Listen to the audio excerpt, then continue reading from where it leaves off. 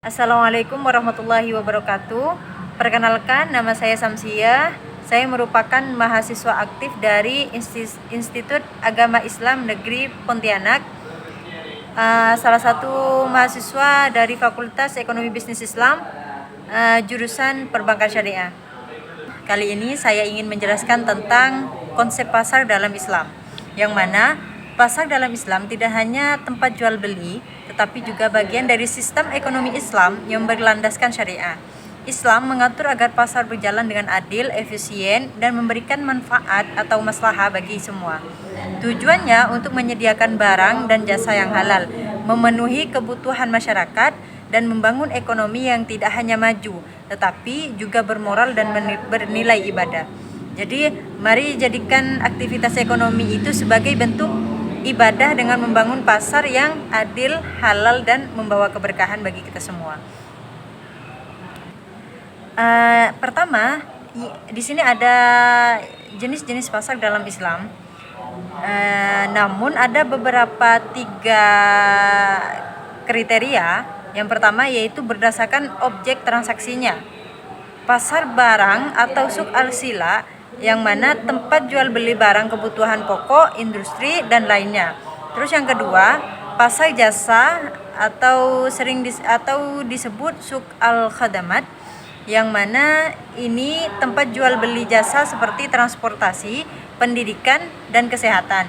Terus yang ketiga, pasar keuangan suk al-mal, yang mana suk al-mal ini tempat transaksi keuangan berbasis akad syariah seperti mudharabah, musyarakah. Kalau mudharabah itu disebut bagi hasil dan musyarakah itu kerjasama. Terus yang kedua, berdasarkan strukturnya. Yang pertama itu ada 2 bagian. Berdasarkan strukturnya ini ada 2 bagian. Yang pertama itu pasar persaingan sempurna, banyak penjual pembeli, produk seragam, semua punya informasi yang sama. Ini mendekati ideal dalam Islam. Terus yang kedua di sini, pasar yang tidak sempurna, artinya seperti monopoli atau oligopoli. Oligopoli dikuasai sedikit orang, yang Islam batasi agar tidak merugikan. Terus yang ketiga, kriterianya berdasarkan waktunya, yaitu harian, mingguan, musiman. Nah, ini tergantung jadwal pasar di suatu tempat seperti pasar mingguan atau pasar kurban musiman. Terus bagian mekanisme pasar dalam Islam. Islam membolehkan hukum permintaan dan penawaran, tapi tetap dengan batasan syariah. Penimbunan barang atau ihtikar dilarang karena merugikan. Manipulasi informasi atau takrir juga haram karena bisa menipu pembeli atau penjual. Islam juga mendorong transparansi dan persaingan yang sehat, yaitu bersaing dalam kualitas dan pelayanan, bukan dengan tipu muslihat atau menjatuhkan pesaing. Jadi, mari berdagang dengan jujur dan terbuka agar usaha kita itu tidak hanya menguntungkan, tetapi juga diridhoi oleh Allah Subhanahu wa taala. Jadi begitu. Terus yang ketiga di sini ada kegagalan pasar dalam Islam. Pasar bisa gagal jika muncul dampak negatif seperti pencemaran atau eksternalitas, informasi yang tidak seimbang atau asimetris, dan monopoli. Islam menyuruh agar dampak negatif itu dicegah dengan zakat atau pengawasan. Barang publik seperti jalan dan pendidikan juga tidak boleh dikuasai swasta saja. Negara harus hadir. Ketimpangan ekonomi juga harus dicegah dengan zakat, infak, dan warisan agar kekayaan tidak hanya dinikmati oleh orang kaya. Jadi jangan biarkan ekonomi dikuasai oleh segelintir orang. Wujudkan pasar itu yang merata dan adil untuk semua golongan masyarakat. Begitu.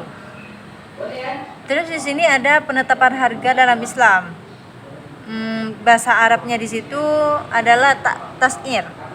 Islam juga membolehkan harga terbentuk secara alami dari pasar.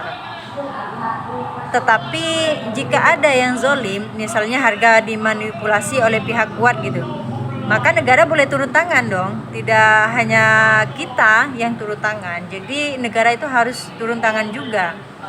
Harga yang adil harus memperhatikan biaya, keuntungan wajar, dan kemampuan beli masyarakat.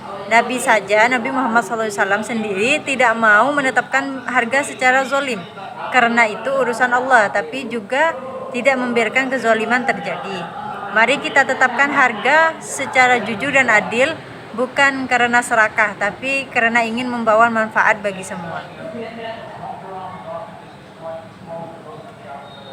Di sini ada juga bagian intervensi pemerintah dalam pasar. Jadi pemerintah dalam Islam wajib ikut mengatur pasar jika muncul ketidakadilan. Tugasnya bukan hanya membuat aturan, tapi juga memastikan barang kebutuhan pokok tersedia, menghindari praktik zalim, dan membantu pemerataan ekonomi. Caranya bisa melalui pengawasan, penyediaan barang publik, dan kebijakan zakat dan pajak yang adil.